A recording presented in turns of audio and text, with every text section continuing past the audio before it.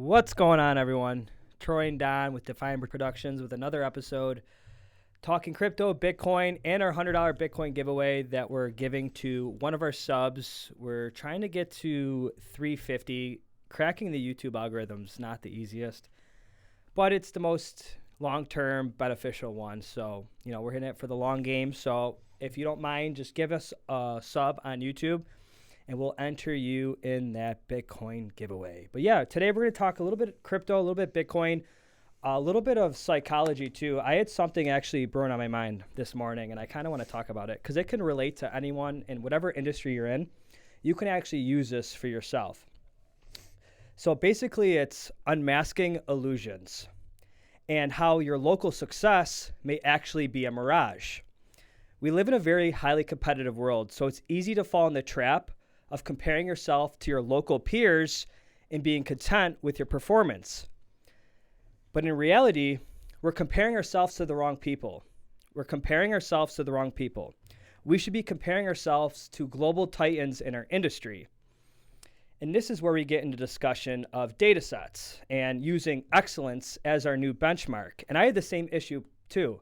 I was like, I'm doing so well. I'm doing so great. But compared to who?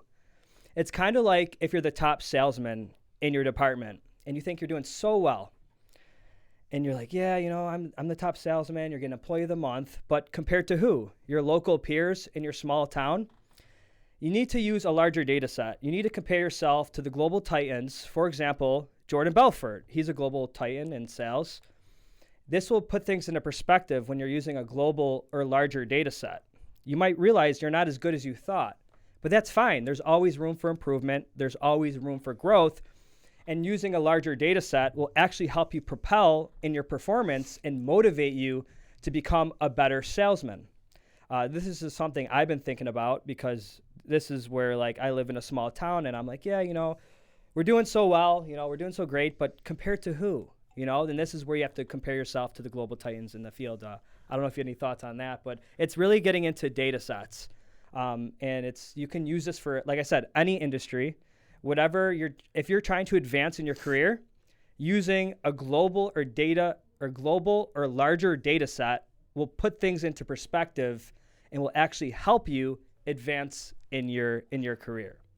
And it kind of ties into a bias that I also struggled with, which is the Dunning-Kruger effect. When you start to realize or think you know it all, and you're comparing yourself to your local peers, it's easy to get complacent. It's easy to get comfortable. But again, when you use these larger data sets and you realize there's so much more to learn, there's so much more to grow and advance in, and it kind of ties in with the Dunning-Kruger effect, and the Dunning-Kruger bias is because once you start to get complacent and realize you're comparing yourself to the small group of people, you don't know as much as you do. There's always someone out there that's better than you, and that's something you have to accept. That's because we live, like I said, in a highly competitive world.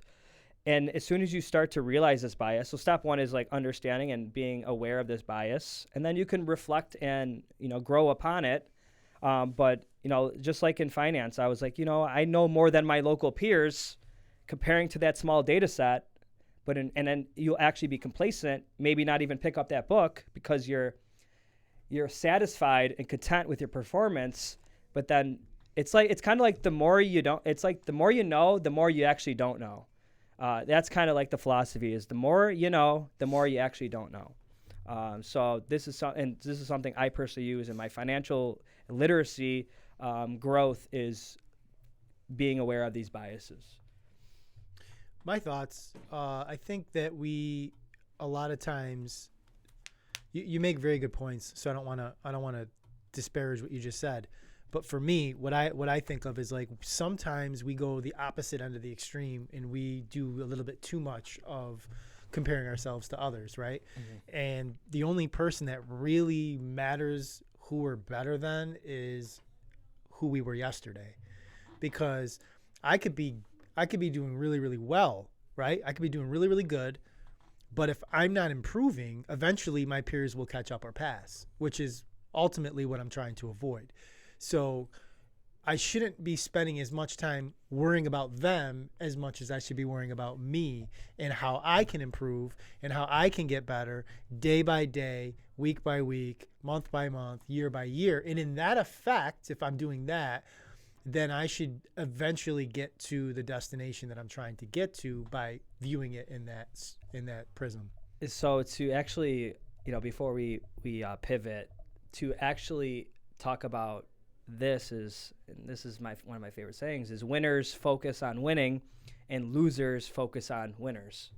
So I completely understand, stay in your lane and realize just be 1% better. That's all we could really improve on is ourselves, but having that larger data set, that larger perspective to kind of give you direction on where you could go, it's kind of like Jordan Belfort. He's the best salesman around. And we live in a small town, and it's easy to get comfortable with that small group of people that you're with every single day. And then, using that local department as your benchmark of greatness, when your benchmark of excellence should be the global titans, the people that are the best of the best in the field. And everyone's unique in their own ways. I just find this mindset kind of helped me put things into perspective, because I was actually listening to a podcast on data sets, and I was like, damn, that actually makes sense.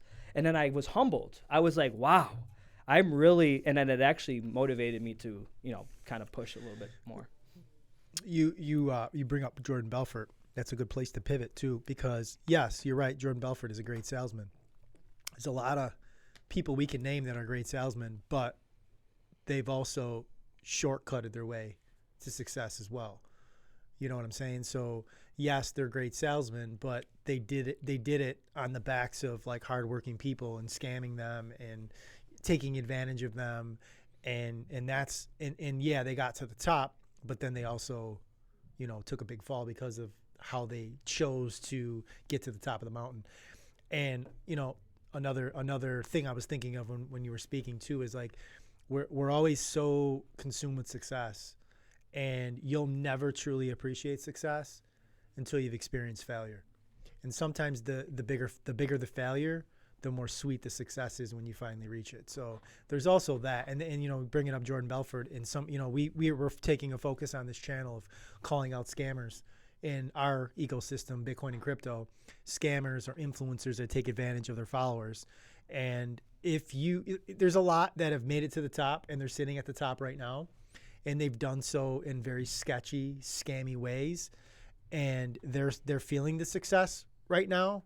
But when they have that fall off the mountaintop, they'll really appreciate the success that they had when they no longer have it, when they feel that failure. And hopefully for them and for others, it'll motivate them to do it the right way to get back that success.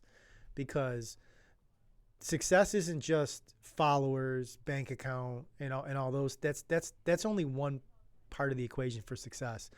If you can't wake up and look yourself in the mirror and feel that you've done your success in an ethical way, then I don't know if that's really truly success. Yeah. I don't want to. And again, we started this podcast off by talking about like our YouTube following and how hard it is to crack the algorithm. Like, there's ways we could do this that are unethical. Like, it's there. We could do it. Like, there's unethical ways to climb your way to the top, and we're just not willing to do that. Like, we're not. We are going to do this the right way, and we're going to build our following the correct way. And, the successes that we achieve along this journey will be sweet, because we know that, we're doing it the way it's supposed to be done, even though it may take way longer than we'd like it to take for it to happen. Yeah, nothing worthwhile happens overnight. That's, be in it for the long term.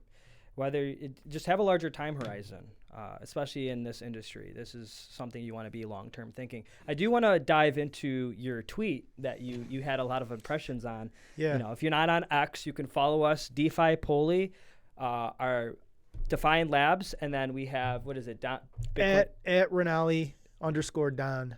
Yeah, so this I didn't get a chance to read it, but you can take this over. We'll pivot to this discussion. Yeah, a very good follow on X. BitPain is his handle. He's got about 21,000 followers. He tweeted a video he actually quote tweeted a video, and it's this individual who's speaking on the scaling issues from a couple of years ago, and the tap wizards, and adding things onto the Bitcoin protocol, and these the block sizes and the fees and all this stuff, and basically trying to change some of Bitcoin's the way that Bitcoin is. And his tweet was, with that video, "This has always been the case. Satoshi understood this. Hal understood this. The way we have become accustomed to using the Bitcoin base layer over the last 10 years is not scalable. It never was. Complaining about this is strange to me. It suggests that these people never really understood Bitcoin to begin with." His tweet got about 252,000 impressions, 491 likes, a ton of reposts, ton of bookmarks. So I came in with my 2 cents, and I'll clean it up a little bit, because sometimes I like to be a little sweary on what I hear, and this is just one individual's perspective. Sounds to me like the people that complain that there should not exist poor people or poverty. Like, who wants to live in a world where effort, hard work, and knowledge is not rewarded? This fitting square pegs and circles ideology is ridiculous to me. Everything can't be what you want it to be. Things are, and either you adjust or get steamrolled over by your inability to adapt and adjust. This goes for just about everything. Bitcoin is what it is. It's for everybody, or it's for nobody. You choose. Get on the train or stay at the station. This argument over scaling, it's part of the fiat mindset disease. The value is in the scarcity. You've had 15 years now to make a decision. Everyone can't have some. Just like everyone can't have prime real estate or Picassos hanging on their wall in their home. Your effort, work, and knowledge is rewarded. Lack thereof has you at the station waiting for the train that's never coming. Again, just my perspective. It's not fact. It's how I view it, and respect anyone who sees it their own way. So I just saw that, and it kind of like made me think about, like, with these arguments that we have about Bitcoin, and about, people coming in and feeling like things need to change, protocols need to change, it needs to be peer-to-peer. For me, how I view it is a store of value. But like, the beauty of Bitcoin is that guy can have his view, ideology of what he wants it to be, and so can I. And both of us can be right, and also both of us can be wrong, because neither one of us can change it. I can want it to be what I want it to be, and he can want it to be what he wants it to be, but it is what it is. It's everything and it's nothing, all at the same time. And that's the beauty of this technology and this invention. And for many of us in this ecosystem now that have been here for quite a long time, it is that store of value. It is that asset that we can put value away. And for most people, that means USD, but like in the long-term time horizon, it's just buying power value, right? It's buying power value that we can store away and tap into at some point down the road. And now these guys that are doing the NFTs, I guess that's for people to understand when I say tap roots and wizards and all that nonsense. I feel it's nonsense. There's people that feel that it's not, but it's caused the fees to skyrocket. And there is an issue, a legitimate issue right now, that DCAing into Bitcoin small amounts could be problematic for people trying to transact because of UTXOs. Are you familiar with that issue? UTXOs? Yes. User experiences? No. Transactions. So the transaction fees being very expensive. This is gonna be a little bit, again. I try to keep this. We're trying to keep this basic, but this is important for people to understand about Bitcoin, and it may get a little bit complex, but I'm going to try to keep it as simple as possible. When you own Bitcoin, you own a part of the blockchain. You don't actually have a coin, right? When you put Bitcoin in cold storage, you don't actually take it off of the blockchain and put it in cold storage. You just have ownership over the keys of that part of the blockchain. We're on the same page with that, right? Yeah. When you have Bitcoin and you're DCAing your $50, your $100, and you're taking parts of the blockchain, right? You are taking different parts of the blockchain and putting it into your wallet per se. Right. So those are numerous transactions that are being done that are going into whatever wallet that you have in cold storage. So when you go to make a let's say you accumulate 1 Bitcoin and you've done it through 100 different transactions to get to that 1 Bitcoin, you have 100 UTXOs representing your 1 coin. So when you clean the UTXOs, you'll hear people say that, like when they're trying to clean up their UTXOs, what they're doing is they're going to take the Bitcoin they have in this wallet, transfer it to another wallet. So then now that's 1 transaction. Now it's 1 you've went from 100 UTXOs to 1 UTXO. You'll probably pay a large fee to do that, but now you only have 1 for the future. So the argument that they're having is people that are DCing now into their cold storage wallet don't recognize that at some point in the future, if the fees get really, really high, some of that Bitcoin may just be eaten up by fees. And that's the concern. And it's legitimate, and I'm not saying it's not, but part of this fee issue is because of what's going on with the scaling in the tap wizards and all that like NFT stuff that's happening that's causing the fees to go up, and the miners are making lots of money.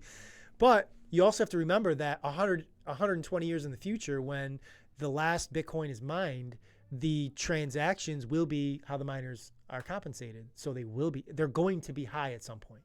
They're going to be astronomically high at some point in relative fiat terms of today, but not necessarily for then.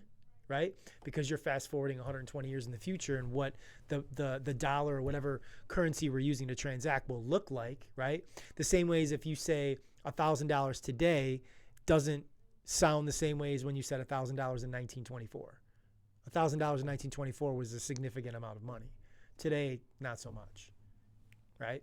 Does that make sense? I hope I broke it down. Yeah, that actually makes really a lot of sense. So you're saying that after you do all these transactions, ideally you want to kind of like consolidate it into 1 private key. So let's say you have this, like we have wallet A and we have wallet B. So wallet A has performed 100 transactions to accumulate 1 Bitcoin, and wallet B has no Bitcoin. Yeah. Ideally, you want to take all the Bitcoin that you've accumulated with all the transactions and send it over to the new wallet with 1 private key. You'll end up less than 1 Bitcoin most likely, because you're going to pay the miner fees or whatever it is, and it might be decently high.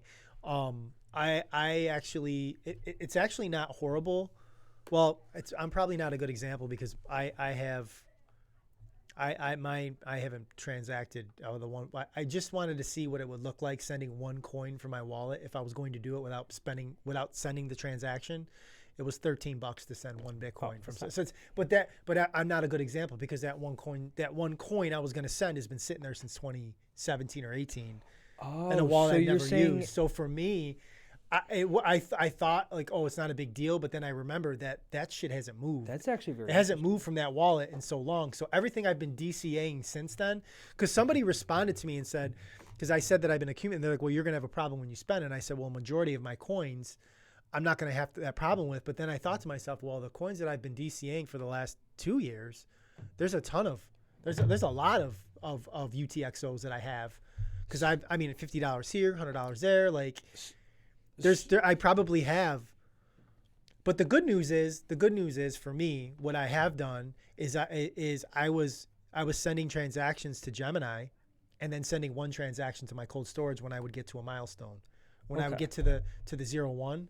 But again, all those million Satoshis that I'm sending, I have those million Satoshi blocks that'll be that UTXO. You know what I mean? So it's not as bad. It's not as bad. Makes perfect sense. Yeah. So it's not as bad, because I'm doing it at what would be today $500 increments. At that time, when my DCA cost might be, $250 or $300, depending on what the average would be from all those buys. But that's just, again, it's part of this whole situation that, when people dive down the Bitcoin rabbit hole, it's part of the stuff that you kind of have to understand, which unfortunately for a lot of people could be a turnoff, because it gets kind of technical. And we have to continue to find better ways to make this stuff a lot easier. And I truly believe that the technology will improve where you won't have to worry about this. There'll be situations and scenarios that will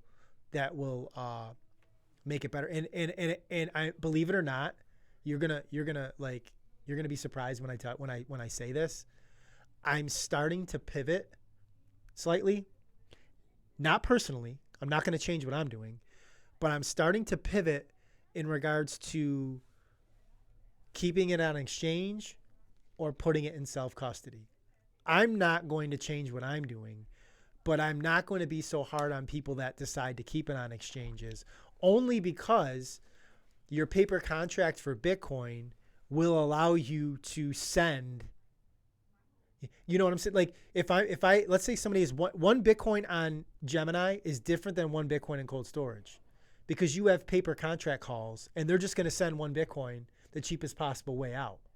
You don't necessarily have all those transactions sitting on the exchange that you have to worry about, but you do from your cold storage, because those are yours that you have the private keys to. They have the private keys to all these coins, so they're going to send whatever's the cheapest.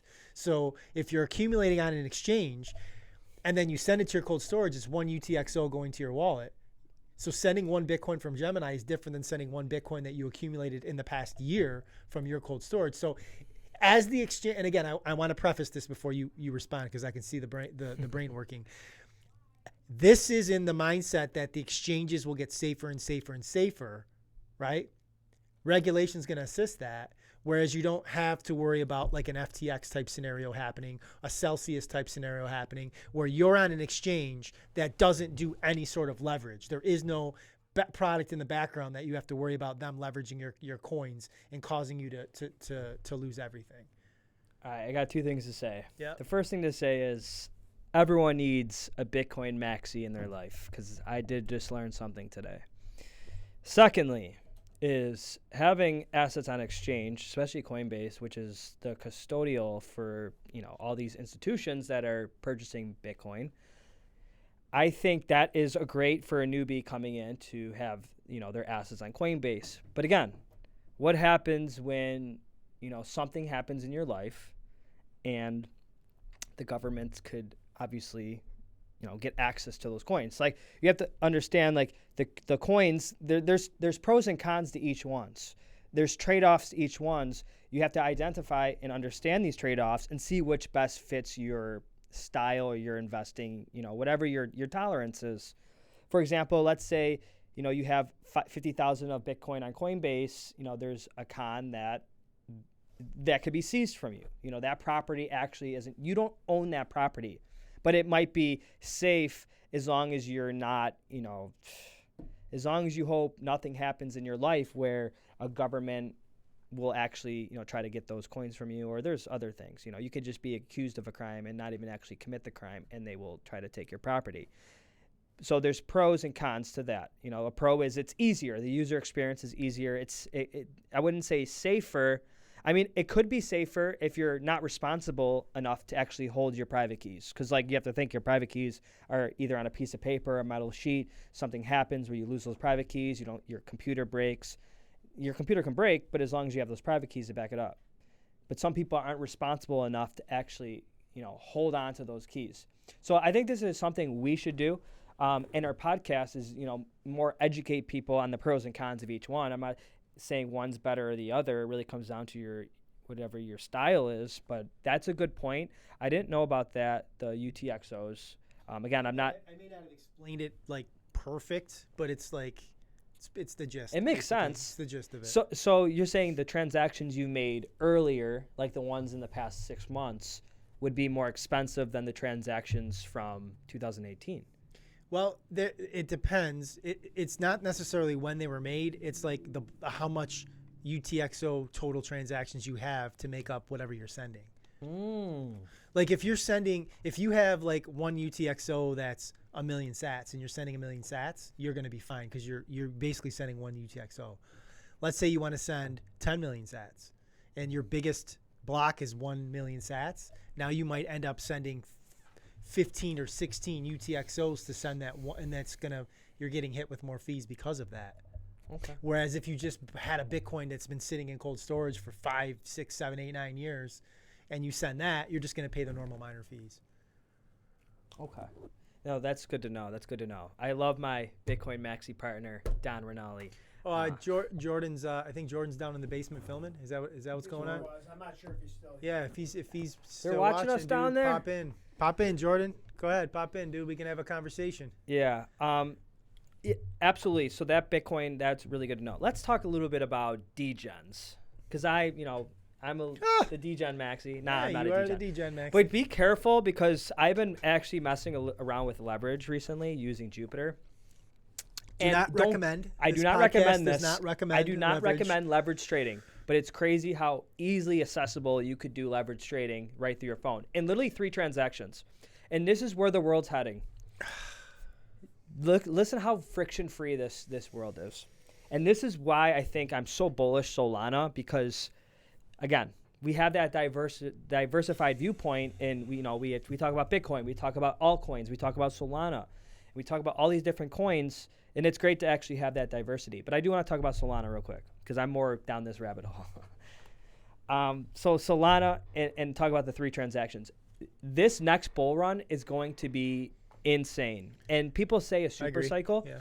I think it is going to be parabolic because last cycle, it wasn't as easy to transact. Like you maybe could do it on MetaMask. There wasn't really much user experience with Solana, but let's just say we have Solana. 3 transactions. You download Phantom Wallet. So you download your Phantom Wallet, and let's say you already downloaded it and you have the app and you're created your wallet.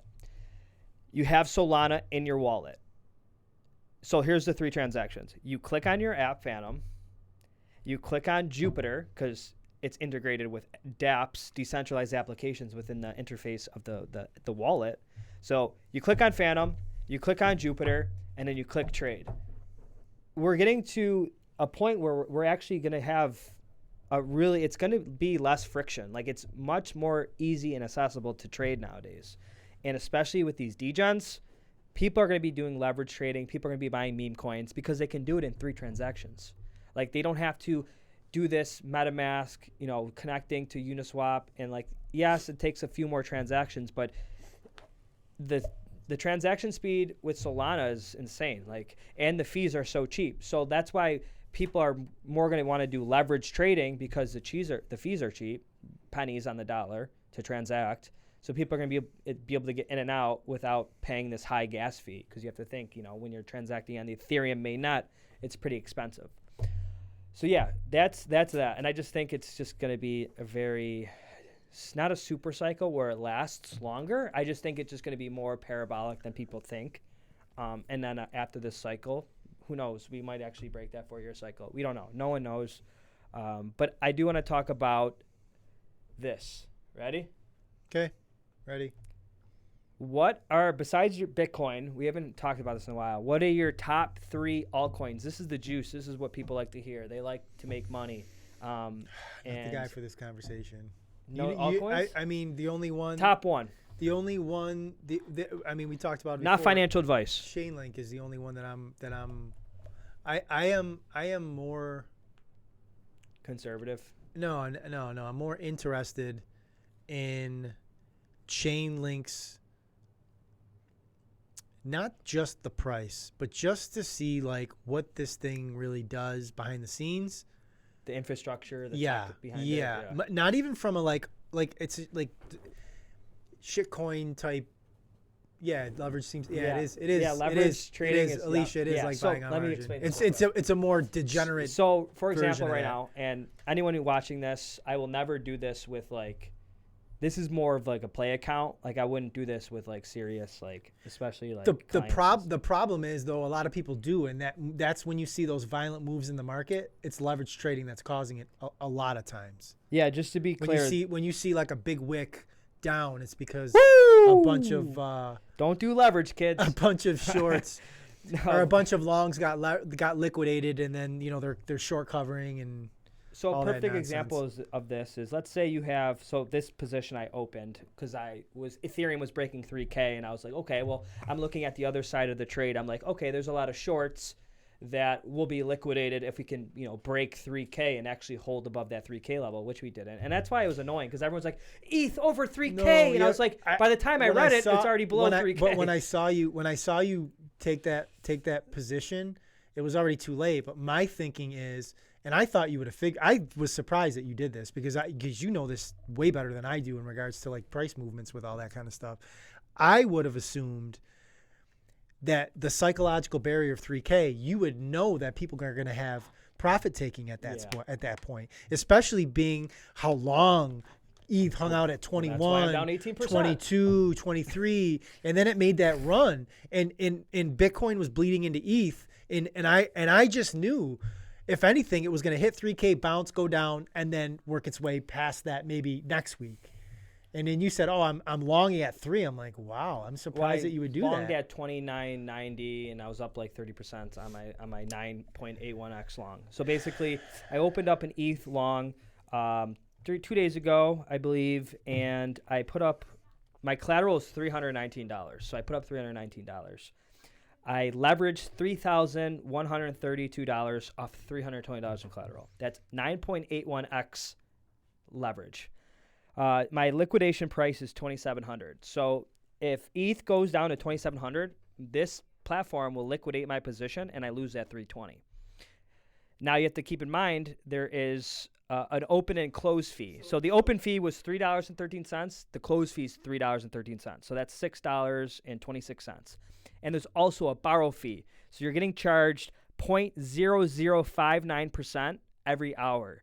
So you want, I mean, it's not much, but it will add up, especially if you have a large position. So that's why you want these moves to happen quick, and then you want to get in and out. When you're leverage trading, you don't want to do it for like months. Like, you want to get a quick move, because you can get 5%, 10% in 5 minutes if you're leveraging correctly. Let me ask you this: if the price moves, like, let's say you put that 2,900 in, Yeah. and it went to 31. Let's say it just went to 31. 2,900. What do you mean? You put your leverage in at 29.90, right? Yeah. And let's say the price jumps to 31. What would you be up at that point? What would I would be, depending on how much I put in. It went up to 31 or 30, and I was up. I sent a screenshot. I was up 15%, because I was on. And that's of your 300 that you had. Yeah, on my collateral.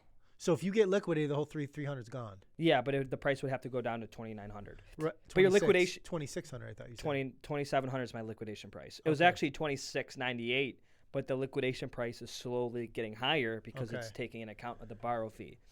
I don't recommend this, and I've never done leverage trading. I just recently started doing it, and maybe I'm getting bored, but I'm doing it, and I'm identifying. The biggest thing is identifying your risk. Now, if I lose this $320, it's not going to make or break me. It's a learning experience. I'm understanding, margin rates and, the borrowing fees and collateral and stuff like that. But there's a lot of money to be made, and if you do it, don't go over like 5x collateral. And make sure while he tells you he's doing 9.8. Dude, you can do up to 100x collateral. Like, you can literally put up 10 grand and leverage $1 million, but your liquidation fee will be like pretty tight to the position you're entering in. And if that, dips a little, you have to be 100%, not even 100%. You have to be like 99% positive that this thing's going up. And that's why if I am doing leverage trading, I'm doing it on breakouts. I'm looking at the candlesticks. I'm looking at the chart. I'm like, okay, we have momentum coming in. The volume's coming in. There's a lot of volatility, and then I will ride this thing up. Another thing I want to talk about, because I do like to do the swing trading and stuff. NVIDIA just reported earnings after market today, and I know this is a crypto podcast, but this is relevant because this moved the whole market up. Yeah, NVIDIA is kind of tied to... Yeah, it's an AI chip company. They're literally like everything. Like, if you looked at their earnings report, I actually played it. I bought one NVIDIA share at $6.75, played the earnings report live while I was taking a shower. It's crazy how we can just like trade from anywhere. We don't have to like go to an office. But anyways, I bought it and I made $33 in literally 10 minutes. Not that I'm like, no, that's not great. It was just like fun. It was just like a gamble. I don't recommend doing that. It's just, if you identify your risk tolerance and what you're willing to lose on a trade, you're not going to be surprised when that trade goes against you. You're like, okay, well, I was expecting like this is my stop loss. This is where I'm going to cut my losses. It's all about probability. You just have to make sure the reward is greater than the loss. If it's a 2-to-1 ratio, like a 2-to-1. So let's say you have $100 in something and it goes up to 200. Or you'll risk $50 on it. So that's a 2-to-1. Ideally you want like a 3-4 to 1, but just identifying your risk and reward and making sure that there's no surprises. Because nothing's worse than you hold something overnight and you take a bigger loss than you intended to, and then you're just like discouraged, and it kind of like throws you off, and it kind of messes up your mindset. It really, like, trading and investing is momentum. As soon as like you start to like revenge trade and start to like trade off of like like revenge, like nothing's worse than over trading, and nothing's worse than revenge trading. Sorry, I just went on a rant, but I thought it was relevant. Oh yeah, I was talking about Nvidia earnings. Yeah, they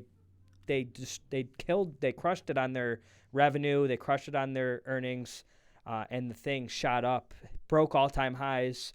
So I am going to be playing this tomorrow as an I'm going to like play the long call options and scalp the shit out of this tomorrow morning. And you know, the whole market's S&P 500 went up a little bit, AMD, Ethereum, Bitcoin. So it's crazy how like this is like a granddaddy like chip stock. Well, to put a bow tie on all this, when you're like margin trading, like Alicia was saying, or you're leverage trading stocks, it's 9:30 in the morning till 4 o'clock in the afternoon endeavor. When you're doing this stuff with crypto, 24/7, 365, you can do a Christmas morning, Easter morning, like it's degeneracy at its like apex. If you want to be a degen at 3 in the morning, you can. She just said, I'll stick to my boring Bitcoin stocks and Roth. That's not boring. I don't blame her. That's I don't do any of the stuff that he's talking about. I've never leverage traded one thing in my entire life ever. You want to leverage some Solana after this? Never. No, I'm good. Yeah, I recommend. I just don't recommend. So, I don't know. Did you want to pivot? Did you have something in mind? No, I mean, you can take it over. I wanna. We were texting about this, but we didn't really come up with.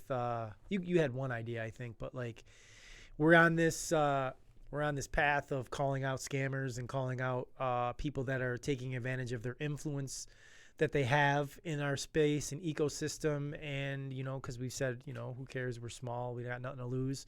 Let's hold these people accountable. And the people that do watch this, you know, I think we're sticking to our authenticity so people can trust that we're, you know, telling them how we really feel. And we're not, you know, making things up in regards to these influencers. They can look it up if they want. Who do you think right now in our ecosystem is scamming, and or negatively influencing or taking advantage of their large following? Throw a name out there. Let's get polarizing. Under the bus, but who cares? There's so many grifters. Let's do it. There's so many grifters. I didn't really like doing it either, but at this point, it's like if we're not saying their names, then we're complicit in their scams. And I think some of them don't even realize that they're scamming. I was about to say that too. I don't think they realize that they're subconsciously like. I don't think they recognize that they're scamming, even when their mentions are flooded with people calling them out. I think that they really think that they're doing something good for their community, or they just recognize the engagement farming that they have by their polarizing. The scamming and stuff like that, it's annoying. But what's more annoying is these grifters like flexing. Like, I just hope like I'll never get to that point where I'm like bragging to like these random people on Twitter like of my Rolex, and like no one cares. But like I see that all the time, and it's just like cool. And then you'll have like the people that are like looking up at them like their Lord and Savior, and they're like, I don't know. That just like, it's like I feel like if you got it, you're gonna be humble. And I feel like on the way to getting it, that's where you'll like kind of flex and brag because you've never had it before. I do want to bring somebody up. Yeah, bring her up. No, not her. A guy. I want to bring somebody up because I'm always. We made a video. We did make a video about this guy when everything first happened with his old company that he was with. But I want to talk about BitBoy. And it's Ben Armstrong. He doesn't go by BitBoy anymore. But I want to have a conversation about him, not necessarily calling him out as a scammer, although people do say that. He did in the 2021 bull run, or the 2020 or 2021, he did some paid promotions on some coins that ended up rugging. Did he know? Did he not know? Like, that's all. You never know. You take somebody at their word. I think, honestly, and I've said this before, I think he is one of the best like self promoters. He's able to do a lot with his Charisma. yeah, yeah. Are Yeah. more like leaders. Like if you can have a lot of charisma, there's more chances like you're just gonna be a better leader in that thing, and that's what he's good at. But the problem with Ben Armstrong, and honestly, I say this and I will preface this by saying that if I ever met him at a conference or like if I had the opportunity to like hang out with him and have a conversation, I would love to do it. Like I think he'd be great to pick his brain, have a conversation with him, and just to like hear how he thinks. And honestly, I think from a lot of what people say behind the scenes, he seems like he's a decent dude. Like I think a lot of the stuff is for show. He's a good showman, and he's created an unbelievable platform for himself as that. I mean, for a backstory for people that aren't too familiar with his situation, like he created the BitBoy brand. He created BitBoy Crypto. He built a channel with another individual, over 1.5 million subscribers on YouTube, which is very, very hard to do. He was the first crypto YouTuber, I believe, to pass 1 million subscribers. They were jamming during the bull run, live streams every week, just crushing it. Then he had a falling out with his partner, and it played out ugly in public. And he started another YouTube channel, and his YouTube's already up to, just on his own, up to almost 100,000 followers. Unfortunately, he had some private stuff with his private life going on that caused some other. I don't want to. It's his own business. I don't like talking too much about that stuff. But the issue is like with him is, I feel like he's way better at marketing himself than a trader. Not necessarily a trader, but like giving. I'm not going to say he doesn't know his stuff. I think he does, but like the level of how he sells that he knows, I don't necessarily know if the level of knowledge meets up with his level of being able to sell himself. I think he figured out like the algo. He figured out the algorithm. He figured out how to like market himself. He figured out how to like be a social media presence, celebrity. But I think part of the problem with him is like he's so consumed with that, and now he feels like he needs to be like the center of attention. attention. Yeah. And I think his inability to like divorce himself from that mindset and just get back to like grinding. Like he was doing a live stream on his channel. He had a couple dudes that were helping him out with it. And he made a video saying that it was costing him $25,000 a week to do this live stream, and he couldn't do it anymore. And he was and it's like, dude, like you could do what we're doing right here, and you're Ben Armstrong, and people know who you are. Like you could do it in your bedroom with and you're gonna get views. Like you don't have to throw all that money into it, and you don't have to do bells and whistles. Just like video yourself and just make videos. And the content that he made at BitBoy, like the production and everything was really good. Like the videos were really good. The live stream was well done. And I just feel like, somebody like that who's like so, and people were crushing me when I said this about him. Like he's so talented, like he's got a talent, and people are like, yeah, his talent is scam. And they're just like, and I really do have a respect for how he was able to build a brand and in this ecosystem. But I don't necessarily know if like everything's happening for the right reasons now. And I think he does, like also like the counselor side of me is like I think he needs like to sit down, like pump the brakes and like have a conversation with somebody and like recenter as well. Because I think he went from being nobody in 2020 to like a celebrity in our space in a matter of a year and a half. And like he's holding on to, I mean, he was getting arrested, like live streaming his arrests. It's like, dude, like you got to know when to put the camera down and just like live life and then come, you know what I mean? It's just, and it's sad because like that, and I brought him up because I'm thinking of like people that have influence, because people see him and follow him and they like ride or die for him, or they just despise him. He makes himself super polarizing. He puts a video up, it's going to get views. He's well known, so yeah, he should very well leverage his very well known social presence. But yeah, building a brand in today's world is a huge thing. Like I look at Instagram as your digital resume.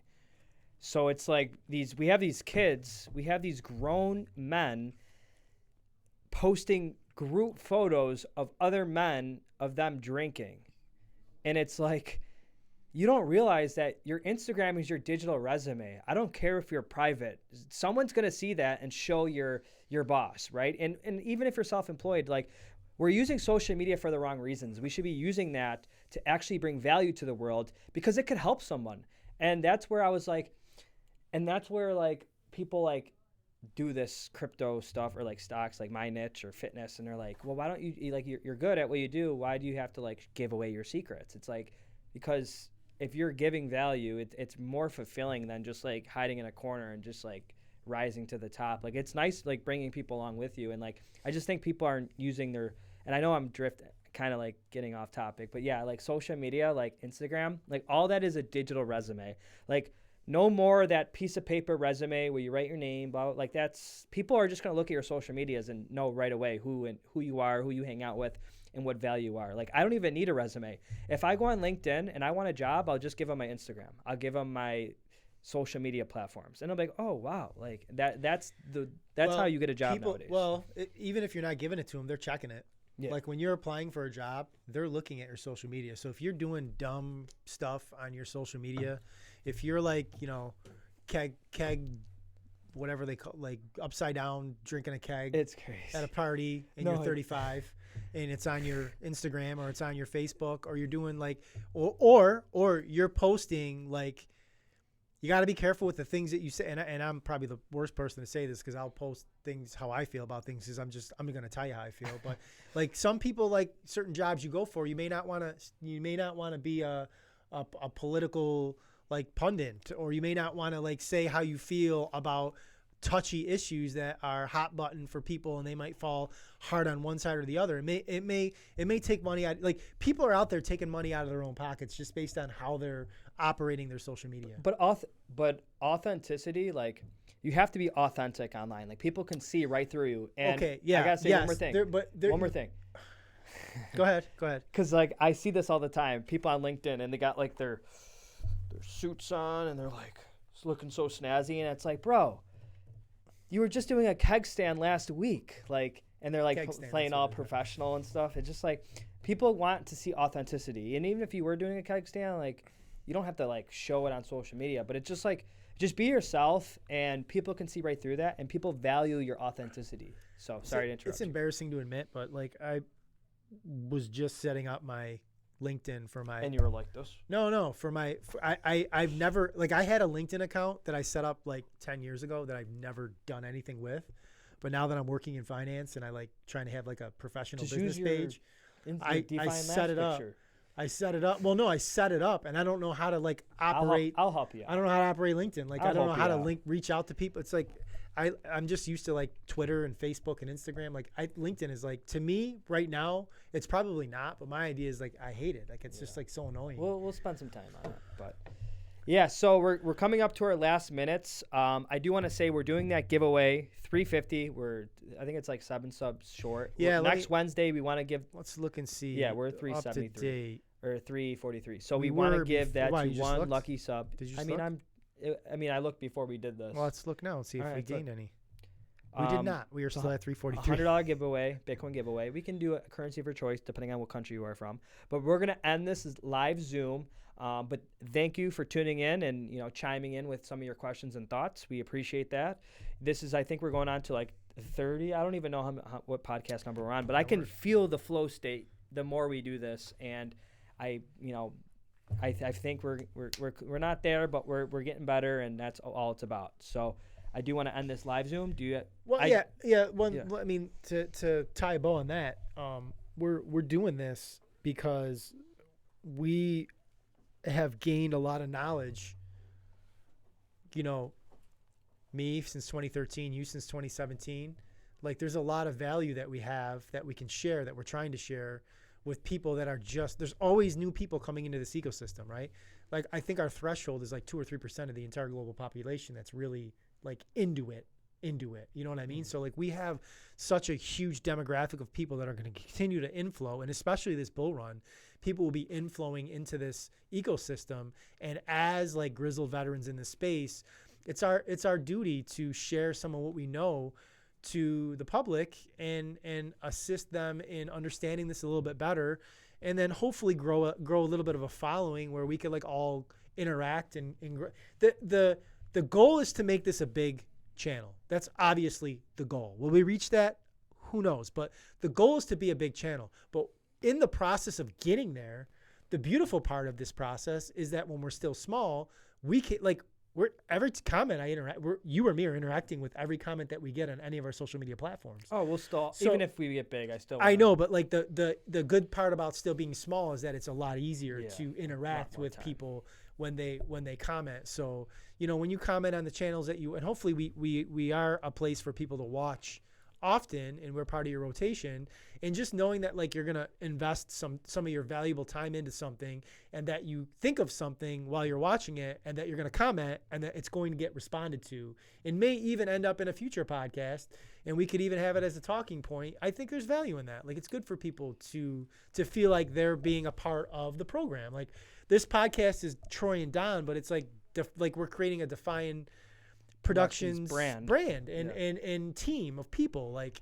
that we want to interact with us and interact with our audience, and like, you could be there and say, hey, I was here when this channel was under 500 subs, when we do reach past 1,000 or get to 5,000 or 10, whatever this ends up being. If it does, people can say that they were here at the beginning, and we'll remember the people that were here at the beginning. And today it's $100 giveaway right now as we're small, but like, this is going to be what we do. Like, we're going to give back to the community. Like, we're not taking anything around, but like, as we grow and we gain a following, we're going to return that gracious click of the sub button or comments or whatever happens to allow us to hit that algorithm harder and to be seen by more people. Like, we're going to give back to the community. Like, that's what we want to do. Like, for me, at least, like, as I grow my own personal wealth and get to a position